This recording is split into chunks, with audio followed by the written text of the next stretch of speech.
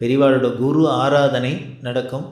அந்த ஆராதனைக்கு நல்ல வேத வித்துக்கள்லாம் கூட்டு அவளை வரித்து ஆராதனை பண்ணுறாள். நாளைக்கு ஆராதனை, நாள் அந்த வித்வான்கள்லாம் வந்திருக்கா. அவள்லாம் முதல்ல பெரியவாளை வந்திருக்கா, வந்து பார்க்கணுமே, எல்லாரும் வந்து நிற்கிறா. 32 பேர் வச்சு பண்ணுவா. அந்த 32 வித்வான்களும் வந்திருக்கா. கூட இருக்கிறவர் சொன்னார், இவாள்லாம் தான் நாளைக்கு ஆராதனைக்கு வரிக்க போகிறது, இவாள்லாம் வந்திருக்கா, பெரியவா தரிசனத்துக்கு வந்திருக்கா அப்படின்னா. பெரியவா அப்படி வந்து பக்கத்தில் நின்றுட்டே இருக்கா. அந்த 32 பேரையும் பார்த்து இனிமேல் ஒருத்தரோடைய பேசி கீசி அவா பூர்வத்தெல்லாம் பேசினா அது மணிக்கணக்காக போகும். பெரியவா நின்றுட்டே இருந்தால் கூட சொன்னார், எத்தனை நின்று பெரிய உட்காரணும் அப்படின்னா. உட்காந்து பேசினா அதுக்கு பெரிய சொல்கிறா, இவ்வளோ பெரியவாளுக்கு முன்னால் நான் எப்படி உட்கார்றது அப்படிங்கிற. இத்தனை படிச்சுவா, இத்தனை வித்வான்கள், அதுவும் நாளைக்கு குருவாக வரிக்க போகிறது, இத்தனை பெரியவாளுக்கு முன்னால் நான் எப்படி உட்கார்றது அப்படின்னு. அதான் அந்த மரியாதைன்னா எப்படி கொடுக்கணும், எதை எப்படி பண்ண. நாமளாக இருந்தால் என்ன பண்ணுவோம், தன்னோட குருவாக நாளைக்கு வரைக்கும் குரு ஸ்வரூபஸ்ய பரமகுரு ஸ்வரூபஸ்தின்னு வரிக்க போகிறதுன்னா அந்த குருவே வரார் அப்படின்னா அவள் மூலியமாக பார்க்குறது பெரியவா அப்படி தான் பார்த்தா. அது வந்திருக்கிறது இவரா அவரா அப்படின்னு பார்க்கல, அதில் தன்னோட குருவைத்தான் பார்த்தா. இப்படி தான் நாமளும் என்ன பண்ணோம்னு, அப்பாவுக்கு அம்மாவுக்கு சாத்தம் அப்படின்னா அதுக்கு நாம் வரிக்கிறோம், பிராமணர்கள் வரிக்கிறோம் அப்படின்னா அவளை எப்படி பார்க்கணும், அப்பாவாக பார்க்கணும், அம்மாவாக பார்க்கணும். யாரோ வந்திருக்கார் அப்படின்னு பார்க்கப்படாது. அந்த பாவம் தான் முக்கியம். எத் பாவம் தத்பவதி. நீ பார்த்தீன்னா நீ கல்லுன்னு நினச்சின்னா கல், அது சுவாமின்னு நினச்சா சுவாமி, அவ்வளோதான். நீ பாவிக்கிறதுல தான் இருக்க வழிய. அப்படி சொல்கிறா, இப்போ ஏற்பட்டவாள் பெரியவாளுக்கு முன்னால் நான் எப்படி உட்காருறது அப்படின்னு. அது இந்த வேதம் படித்தவா சாஸ்திரம் அதில் எப்படி இருக்கணும் அப்படின்னு. காஞ்சிபுரத்தில் வார தீர்த்தம் அப்படின்னு இருக்குது. இப்போ ஒவ்வொரு ஊரில் ஏதோ ஒரு தீர்த்தம் இருக்கும், ஒரு நதி இருக்கும், ஒரு குளம் இருக்கும், அதுதான் விசேஷமாக இருக்கும். காஞ்சிபுரத்தில் மட்டும் பல விசேஷங்கள். காஞ்சிபுரம் மோட்சபுரிங்கிறதுக்கு என்னென்னா பல விசேஷம். அதில் வார தீர்த்தம்னு இருக்குது. 7 நாளைக்கும் 7 தீர்த்தம் விசேஷம். அன்னன்னி கிழமையில் அந்தந்த தீர்த்தத்தில் போய் ஸ்நானம் பண்ணினா விசேஷம். அதில் மடத்துக்கு எய்த்தாப்பில் பார்த்தீங்கன்னா பெரிய ஒரு ஆஞ்சநேயருக்கு பின்னால் ஒரு குளம். அந்த குளத்துக்கு பேர் மங்கள தீர்த்தம்னு பேர். அதாவது மங்களவாரம்னு செவ்வாய்க்கிழமைக்கு பேர். அந்த செவ்வாய்க்கிழமைக்கு உண்டான தீர்த்தம் அது. மங்களவாரத்தில் போய் அந்த தீர்த்தத்தில் ஸ்நானம் பண்ணும். அந்த கரையிலேயே ஒரு சின்னதாக கோவில் மங்களேஸ்வரர் அப்படின்னு சுவாமி, அது தரிசனம் வந்து இப்படி ஞாயிற்றுக்கிழமைன்னா கச்சவேஸ்வர கோவிலில் இருக்குது. அதில் தான் பானுவார தீர்த்தம் அப்படின்னு அந்த ஞாயிற்றுக்கிழமையில் அங்கே போய் ஸ்நானம் பண்ணி கச்சவேஸ்வர கோவிலில் இருக்கணும். திங்கக்கிழமையில் சோமவார தீர்த்தம் அப்படின்னு ஏகாம்பரேஸ்வர கோவிலில் குளம், அதில் செவ்வாய்க்கிழமைக்கு தான் இது. புதவாரத்துக்கு காளிகாமேடு அப்படின்னு இருக்குது. அந்த இடத்துல சத்தியவிரதேஸ்வரர் அப்படின்னு பேர். காஞ்சிபுரத்துக்கு பேர் சத்தியவிரத க்ஷேத்திரம் அப்படின்னு பேர். அதாவது சத்தியவிரதம் அப்படின்னா என்ன அப்படின்னு, அந்த ஊரில் இருக்கிற அத்தனை பேருக்கும் ஒரே விரதம் என்னென்ன, உண்மைதான் பேசுறதுன்னு, சத்தியம்தான் பேசுறதுன்னு.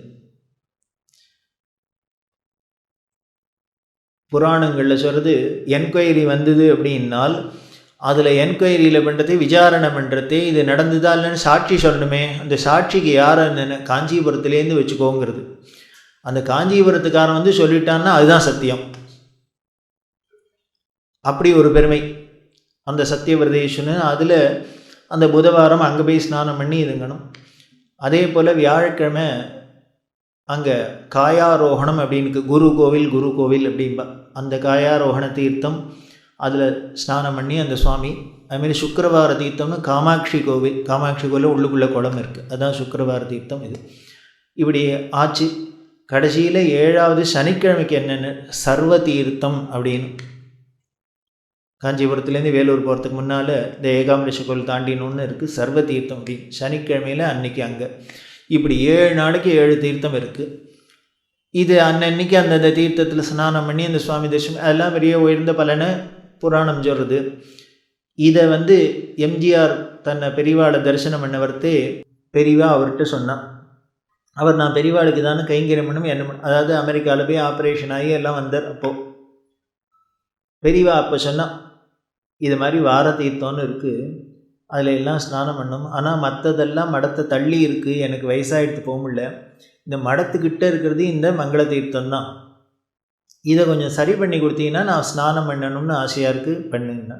அது சுற்றி வர ஒரே கஷாப்பு கடையும் ஆக்கிரமிப்பு, அதுவும் ரொம்ப ஒரே கிட்டையே போக முடியாத இருந்தது.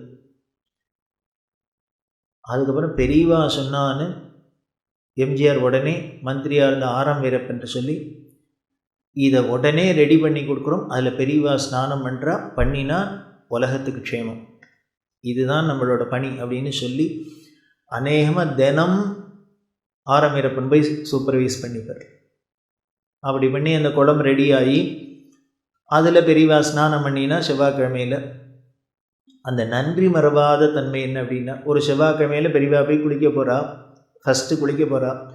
அப்போ உடனே சொல்கிறா, நீ என்ன பண்ணு, ஆரம் வீரப்பனுக்கு சொல்லி அனுப்பு, அவரும் அவர் சம்சாரமும் வரணும், என்னோட சேர்ந்து குளிக்கணும்னு சொல்ல முடியும். எதுக்குன்னு, அவர் தான் பாவம் தினம் வந்துட்டு எல்லாம் பண்ணியிருக்கார், ஸோ அதனால் அவரோடு சேர்ந்து குளிக்கணும். அது என்ன வேணும், நாமளாக இருந்தால் என்ன பண்ணுவோம், எல்லாம் சொல்லி காரியம் ஆகிற வரைக்கும் இது இருப்போம், அது காரியம் ஆனோன்னு மறந்து போயிடும், ஸோ சாரி சார் தேங்க்ஸ் அப்படின்னு.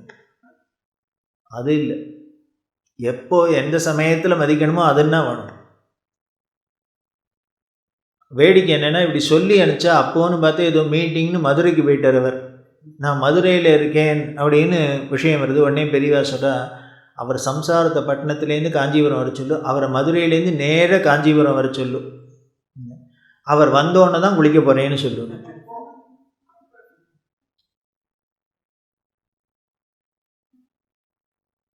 அப்படி ஸ்நானம் பண்ணுறது ரொம்ப அபூர்வமான ஃபோட்டோ.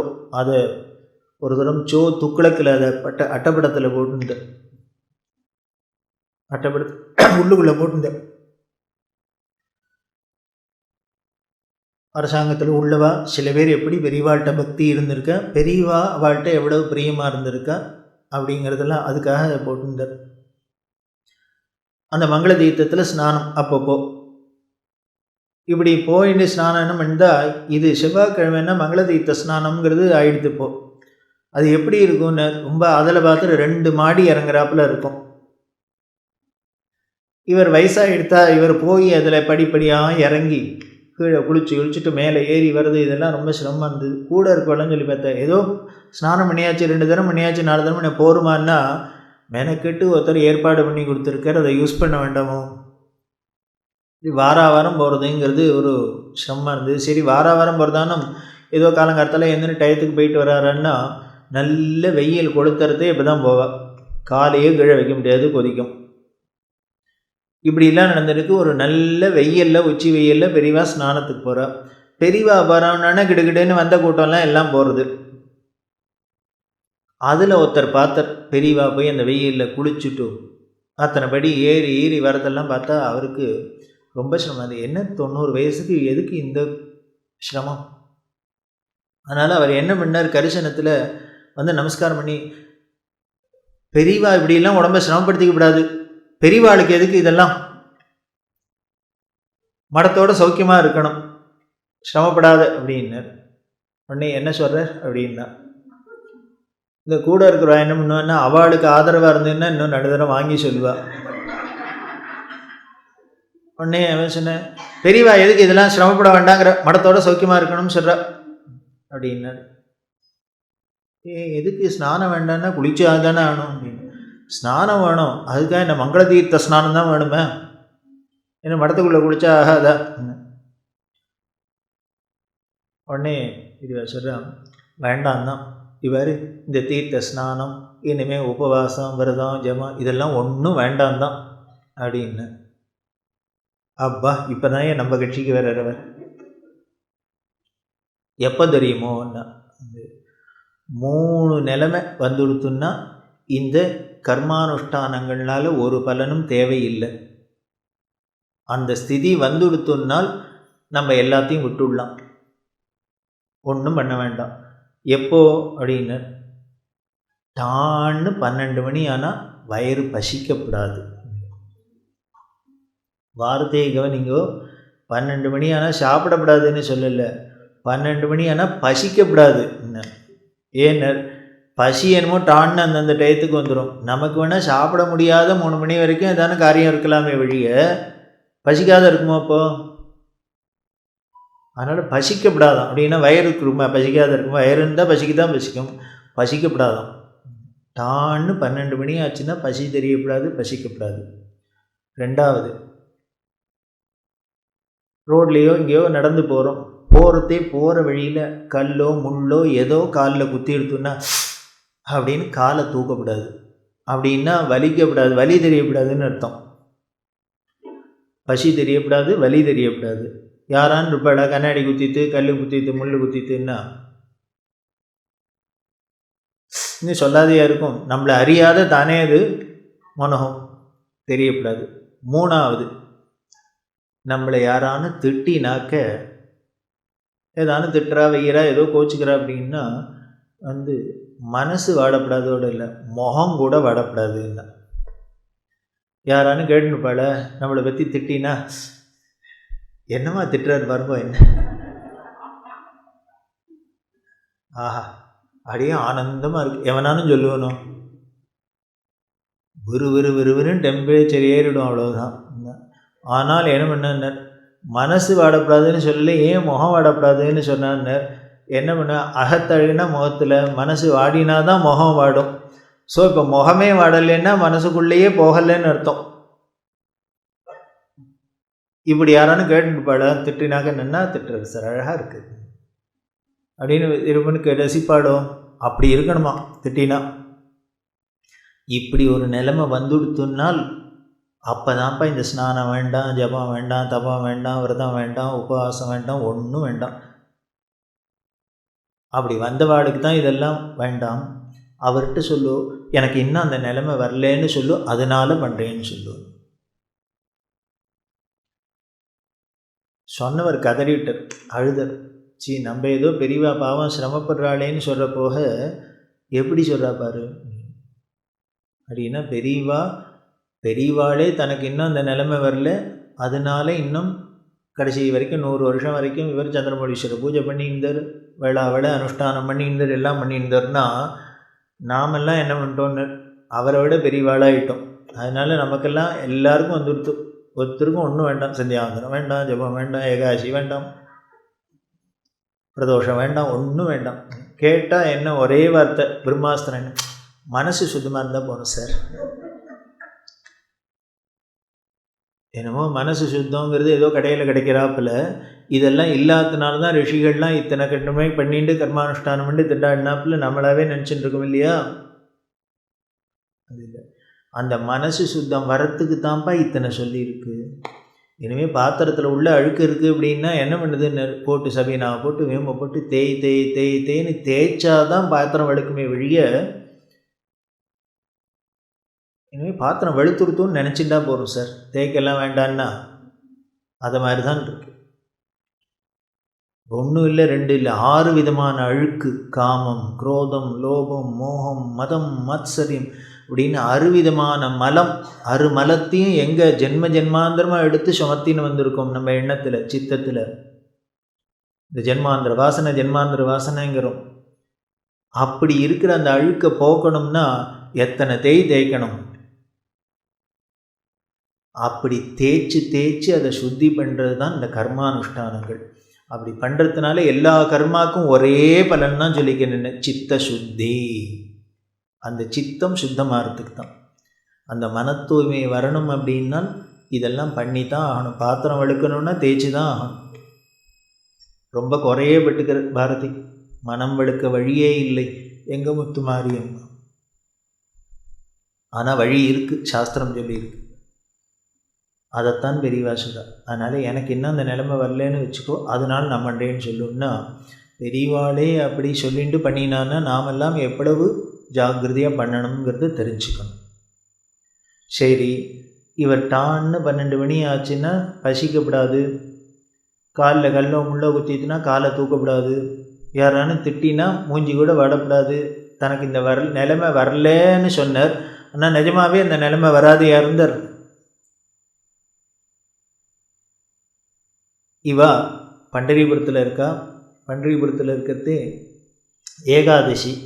ஏகாதசி சுத்த உபவாசம், அதாவது நிர்ஜல உபவாசம்னாலே, நிர்ஜல உபவாசம்னா தண்ணி கூட குடிக்காத இருக்கிறது. அது எதனால் அப்படின்னு, அங்கே ஒரு எலக்ட்ரீஷியன் வந்திருந்தார், ஒரு மராட்டிக்கார பையன் எலக்ட்ரீஷியன் அங்கே ரிப்பேர் பண்ணுறதுக்கு வந்திருந்தார். அவர் கார்த்தாலேருந்து சாயந்தரம் வரைக்கும் வேலை செஞ்சுட்டுருக்கார், சாப்பிட கூட போகவே இல்லை. பெரியவா கேட்குறா கூட, என்னடா இந்த பையன் அப்படி வேலை செஞ்சுட்டு இருக்கான், அவனை போய் சாப்பிட்டு வர சொல்லுன்னார். போய் சாப்பிட்டு வர சொன்னால் அவன் சொன்ன, இன்றைக்கி ஏகாதசி சாப்பிட மாட்டோன்னு. இந்த மராட்டிக்காரா கன்னடக்காரெல்லாம் ஏகாதசியில் ரொம்ப ஸ்ட்ரிக்டாக இருப்பாள். எங்கள் உறவுகாரர் புனாவில் டெல்கோவில் உத்தியோகமாக இருந்தார். அவர் சொல்லுவார், ஏகாதசி அன்னைக்கு நான் ஆஃபீஸ் கேன்டீன் போனோன்னு எங்களுக்கு தெரியும்னு. ஏன்னு, அன்னைக்கு சாபுதானா கிச்சடி போடுவா. ஏகாதசிக்கு பலகாரம்தான். அது மாதிரி மராட்டிக்காரா ரொம்ப ஸ்ட்ரிக்டாக இருப்பா. கன்னடக்காரெல்லாம் அந்த ஏகாதசி உபவாசத்தில் ரொம்ப சரியாக இருப்பாள். அதனால் அந்த பையன் மராட்டி பையனாக இருந்ததுனால ஏகாதசிக்கு ஒன்றும் சாப்பிட மாட்டேன்னா. உடனே எல்லாருக்கும் ஆச்சரியமாக இருந்தது. இதை போய் இப்படி பெரியவாள்கிட்ட சொல்லுது, ஏன்னா நாங்கள்லாம் ஆளுக்கு 5 அடா தின்னாச்சு. அடுத்து சரி சாப்பிடல என்ன பரவாயில்ல, ஒரு டீயானும் சாப்பிட்டேன்னு, தண்ணி கூட குடிக்க மாட்டேன்னாவும். பெரியவா ஆச்சரியப்பட்டா. உடம்பை வருத்திண்டு காத்தாலேருந்து மேலே எங்கேயும் ஏறி எப்படி வேலை செய்கிறா.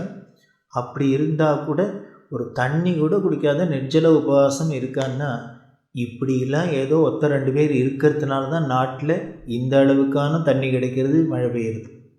அது தெய்வத்தின் குரலையே சொல்கிறா. எங்கேயோ 4 மாதுவ பாட்டிகள் இன்னும் ஏகாதசி விதம் பட்டினி கிடக்கிறதுனால தான் இந்த மழையானும் பெய்யுறது.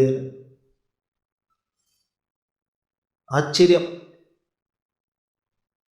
அப்போ சொல்கிறா, இப்படி ஒரு உடம்பு உழைச்சி பண்ணுற ஒரு பையன் கூட தண்ணி கூட குடிக்காத ஏகாதசி விரதம் இருக்கார்.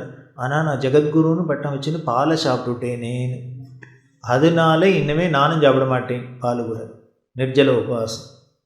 அது என்ன விஷயம், யாராக இருந்தாலும் சரி ஒரு நல்லது பண்ணி காமிக்கிறான்னா அவளை பார்த்து உடனே நம்மளும் பண்ணுறதில் அது ஒன்றும் என்ன, நான் பெரிய குரு, அவர் சின்ன பையன், அவன் பண்ணுறதை நான் பண்ணுறதை தான் அவன் பண்ணணும், அப்படி கிடையாது.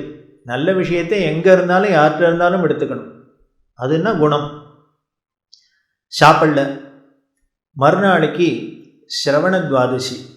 இந்த ஸ்ரவண துவாதசிக்கு என்ன விசேஷம் அப்படின்னா, இந்த துவாதசி இன்னைக்கு ஸ்ரவண நட்சத்திரம் வந்துடுத்துனா, திருவோணம் வந்தால் ஸ்ரவண துவாதசின்னு, ஏகாதசியை விட புண்ணிய தினம்.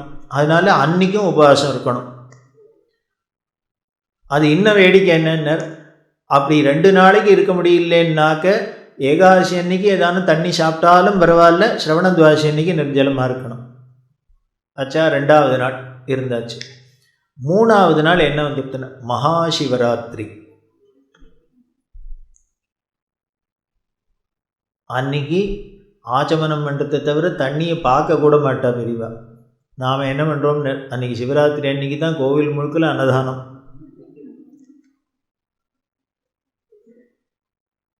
அன்றைக்கி உபவாசம், சிவராத்திரி உபவாசம். ஆச்சா, அன்றைக்கி ஒன்றும் சாப்பிட முடியாது. 3 நாள் ஓடித்து நிர்ஜலமாக. 4வது நாள் ஞாயிற்றுக்கிழமை. ஞாயிற்றுக்கிழமை வந்தால் சரி, நாமளாக இருந்தால் என்ன பண்ணுவோம், ஏகாதசி விரதம் இருந்துடலாம், எப்போ பொழுது விடிய போகிறது, துவாதசி பிறக்க போகிறதுன்னு காத்துன்னு இருப்போம். உடனே 7 மணிக்கே இலையை போட்டு சாப்பிடணுன்னு தானே தூடும். இப்படி 3 நாளும் தண்ணி கூட குடிக்காதவராக இருந்தால் 4ஆம் நாள் இப்படியே எப்போ பொழுது விடிய போகிறது, இலை போட போகிறான்னு காத்துனுக்க வேண்டாமோ. கூட இருக்கிறவெல்லாம் தயார் பண்ணி வச்சுருந்துக்கா. பெரியவா சீக்கிரம் எல்லாத்தையும் முடிச்சுட்டு பிட்சைக்கு வர போகிறான்னு. பெரியவா என்ன பண்ணினா எல்லாத்தையும் முடிச்சுட்டு ஒரு பெரிய க்ஷேத்திரத்தில் இருக்கோம்.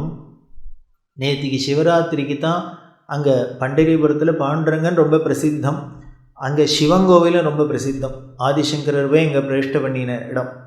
அதனால் அங்கே போய் சிவ தரிசனம் பண்ணிட்டு வந்துடணும். நேற்றுக்கு தான் ராத்திரி போக முடியல, இப்போவானும் போய் சாப்பிட்றதுக்கு முன்னால் போய் சாமியை பார்த்துட்டு வரலாம் அப்படின்னுட்டு இங்கே கோவிலுக்கு வந்துட்டா. பண்டரிபுரத்துக்குள்ளே வந்தால் கேட்பானே டூரிஸ்ட் ஸ்பாட்டு. அந்த கோவிலுக்கு போனால் அங்கே போனால் அங்கேயே உட்காந்து இது பண்ணி வந்த ஜனங்கள் போன ஜனங்கள் இப்படி போய் திரும்பி வரத்துக்கு எப்போ ஆச்சுன்னு சாயந்தரம். காத்தால கோவிலுக்கு போனவர் திரும்பி வரத்துக்கு சாயந்தரம் அதான் பேய் போல் திரிந்து பிணம் போல் கடந்து வந்த வரத்தையே என்ன ஆயிடுத்துன்னு அஸ்தமிச்சு கொடுத்து வந்தால் சாப்பிடலாமா அப்படின்னா உடனே சாஸ்திரம் சொல்லுது ஞாயிற்றுக்கிழமையில் சூரியாஸ்தமனம் ஆகிடுத்துன்னா சாப்பிடக்கூடாது, உபவாசம் இருக்கணும். பூர்வமா 4வது நாள் இவ கார்த்தாலே விஷயெல்லாம் பண்ணி வச்சு இப்போவானு வந்து சாப்பிட போகிறாருன்னா உள்ளுக்குள்ளே வந்தோடனே கூட இருக்க சொல்ல இன்றைக்கும் போச்சு